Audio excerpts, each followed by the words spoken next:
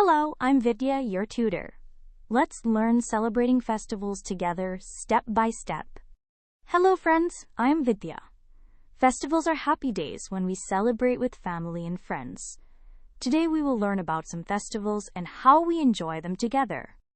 A festival is a special day full of joy. On festival days, we wear new clothes. We meet our family and friends.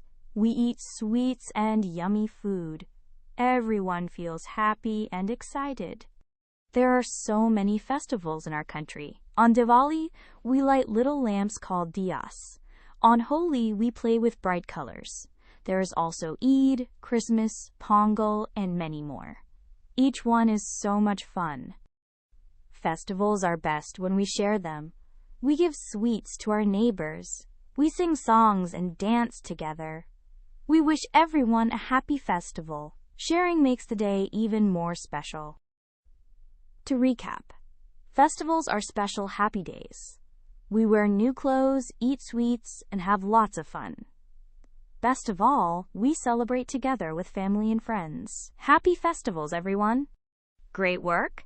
Keep learning with Vidya and visit CBSETest.com for free lessons, worked examples, and practice tests.